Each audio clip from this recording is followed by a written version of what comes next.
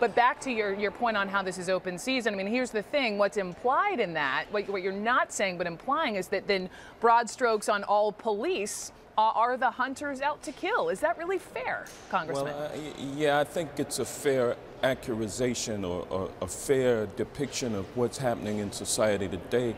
We find an overabundance, and we've got video evidence of black males who are being shot and killed by police officers. Now, that doesn't include the numbers who are being wounded, nor does it include the people who tasers are being used upon, which may or may not be necessary in a given situation. So what we have is we're seeing black males. We don't see any other demographic being inordinately singled out for this kind of misconduct than we do with black males. I was talking to a man just the other night on our 10 o'clock show who is not African American, who is the man who was beaten and tased in a desert after, granted, eluding police and running and jumping on a horse.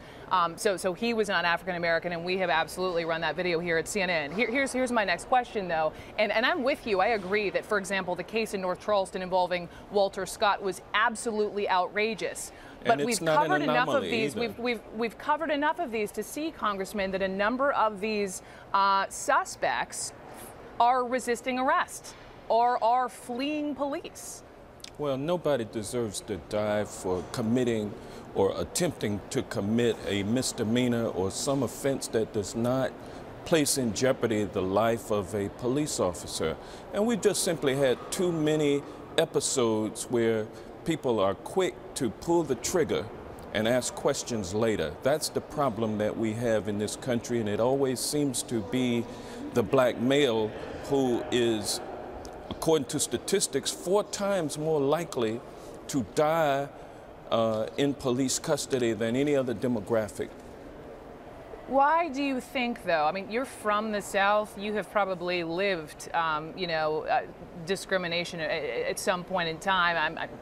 I'm just wondering if is the reason why you say this open season, we're seeing more of this, is it simply because people are more armed with cameras and dash cams and body cams?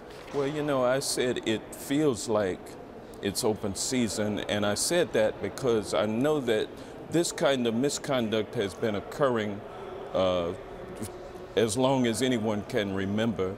And the problem is, or the issue is, we're now seeing it live, or we're seeing it on video now.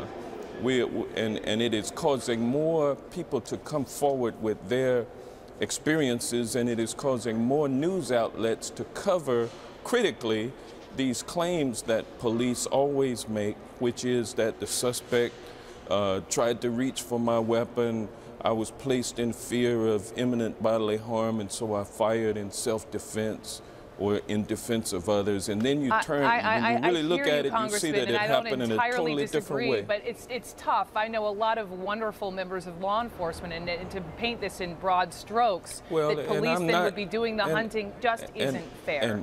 And I don't want to impugn the professionalism of every police officer out there, but I will say that there's a culture in law enforcement that you can see a police officer engage in some misconduct, and then you don't tell anybody about it, and you cover it up.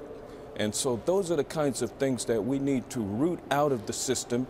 All police officers are not bad. I have a lot of friends who are in law enforcement, and it hurts me to have to say that, yes, law enforcement is a problem, and there is a problem that law enforcement as a whole has caused, and law enforcement needs to be a part of the process of cleaning it up.